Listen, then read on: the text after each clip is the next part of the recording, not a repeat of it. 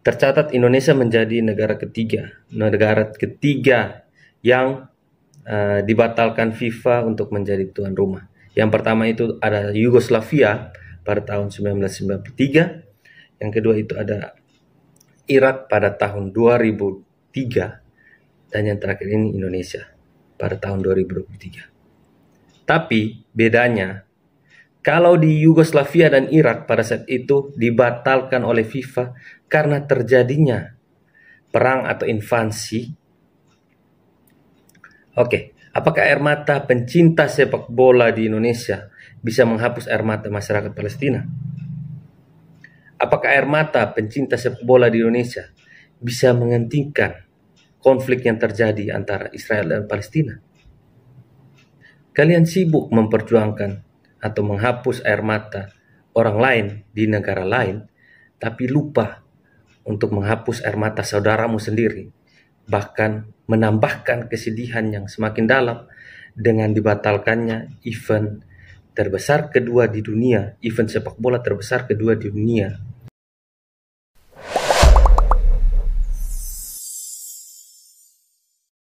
Indonesia resmi dibatalkan FIFA sebagai tuan rumah Piala Dunia U20 tahun 2023. Luar biasa sekali ya. Aplaus diberikan untuk negara kita, saudara semua. Hal ini disebabkan oleh adanya penolakan besar-besaran yang terjadi di Indonesia, di tanah air, terhadap timnas Israel yang akan berlaga di Indonesia di ajang Piala Dunia U20 tahun 2023 yang tadinya akan dilaksanakan di Indonesia oleh beberapa tokoh politik, partai politik, organisasi yang ada di Indonesia. Oke, terima kasih banyak Bapak, Mama, bersaudara yang sudah klik video ini. Mari kita bahas bersama di sini ya, bersaudara semua. Oke. Ini bukan kali pertama untuk Indonesia, untuk pemain timnas Indonesia yang harus menguburkan impian mereka untuk berlaga di Piala Dunia gara-gara Israel. Oke, yang pertama itu terjadi tahun 1958, yang itu pada saat itu terjadi pada timnas senior. Kalau yang 2023 ini timnas U20, yang tahun 1958 itu adalah timnas senior yang pada waktu itu lagi gacor-gacornya sampai dijuluki macan Asia karena mereka mengalahkan Cina di babak sebelumnya, dan di babak yang berikutnya, babak penentuan untuk lolos ke tahap selanjutnya, Indonesia dihadapkan dengan Israel. Dan pada saat itu Presiden Soekarno ingin menjaga hubungan baik dengan Palestina, sehingga menolak untuk berlaga melawan Israel karena menghormati Palestina.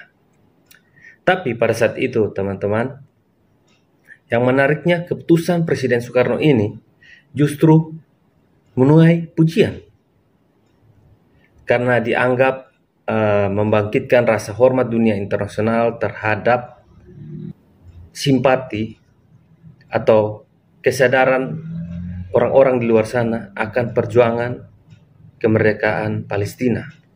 Jadi pada saat itu Presiden Soekarno menuai pujian.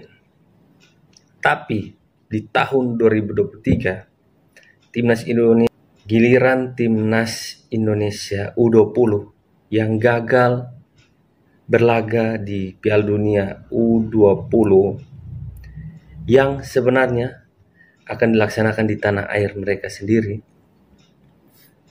Bisa kita bayangkan apa yang dirasakan pemain-pemain timnas, ekspektasi seperti apa yang mereka sudah ada di pikiran mereka karena mereka akan berlaga di turnamen terbesar kedua di dunia. Namun sayang, harapan itu harus gagal karena penolakan tadi.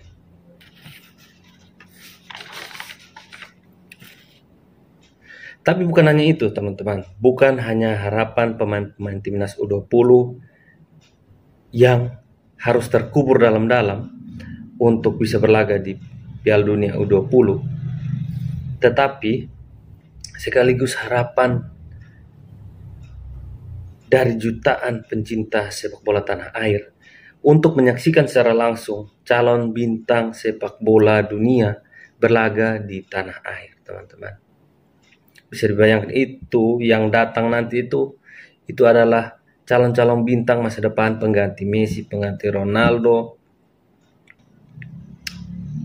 Tapi tenang, ternyata Indonesia bukan satu-satunya negara yang pernah dibatalkan FIFA sebagai tuan rumah Piala Dunia U20.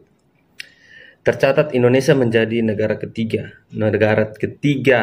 yang dibatalkan FIFA untuk menjadi tuan rumah. Yang pertama itu ada Yugoslavia pada tahun 1993, yang kedua itu ada Irak pada tahun 2003, dan yang terakhir ini Indonesia pada tahun 2023. Tapi bedanya, kalau di Yugoslavia dan Irak pada saat itu dibatalkan oleh FIFA karena terjadinya perang atau invasi untuk memperjuangkan kedaulatan negara mereka sendiri.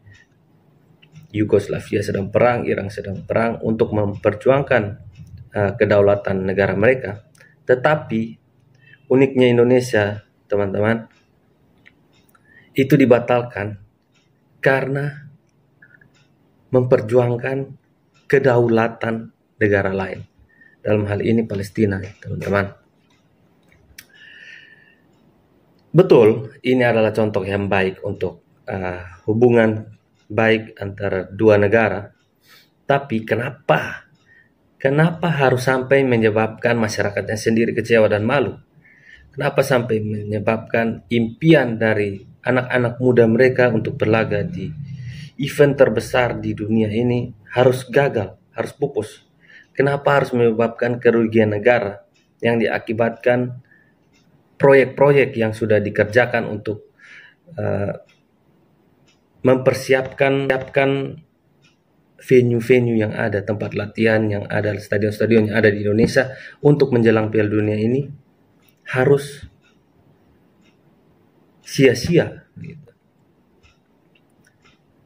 Padahal Duta Besar Palestina sendiri untuk Indonesia itu sudah mengeluarkan pernyataan bahwa kalaupun Israel datang bermain di Indonesia, itu tidak akan mempengaruhi hubungan baik antara Palestina dan Indonesia. Lalu yang menjadi pertimbangan apa? Saya juga bingung. Oke, apakah air mata pencinta sepak bola di Indonesia bisa menghapus air mata masyarakat Palestina? Apakah air mata pencinta sepak bola di Indonesia bisa menghentikan konflik yang terjadi antara Israel dan Palestina? Hal ini yang beta rasa belum dipertimbangkan secara baik oleh politisi-politisi, organisasi, dan partai politik yang menolak Israel bermain di Indonesia.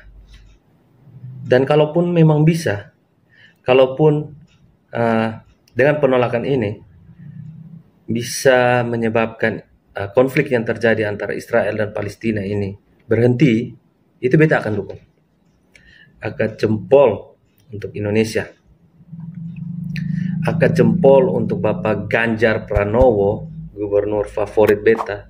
Angkat jempol buat salah satu gubernur panutan, Bapak Wayan Koster, gubernur Bali.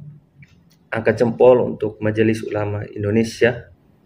Angkat jempol untuk PDIP, untuk PKS, dan beberapa ormas yang menolak kedatangan Israel di Indonesia. Tapi apa yang Indonesia dapat dengan penolakan ini? Yang didapat hanya kerugian negara akibat dana yang sudah digelontorkan sekian banyak untuk menyambut event besar ini, namun ternyata harus gagal dan tidak akan mendapatkan apa-apa. Dan impian timnas Indonesia U20 yang harus berlaga di hadapan masyarakatnya sendiri harus pupus. Namun Israel tetap berlaga di event ini yang akan diselenggarakan di negara lain. Itu yang sebenarnya konyol sih, teman-teman. Indonesia menolak kedatangan Israel. Oke, sudah ditolak. FIFA mau membatalkan event di Indonesia lalu dipindahkan, dan Indonesia ditinggalkan, tidak diajak untuk ikut. Justru Israel yang bisa ikut. Nah, ini jadi konyol sebenarnya. Ini tidak masuk di akal sebenarnya, teman-teman. Tapi ya sudahlah. Kalau memang air mata dan impian jutaan pencinta sepak bola tanah air ini harus pupus demi perdamaian kedua negara, yaitu Pak Ganjar, Pak Wayan, MUI, PDIP, PKS, perjuangkan sampai selesai. Jadi ini air mata masyarakat Indonesia sudah jatuh nih, sudah kecewa nih.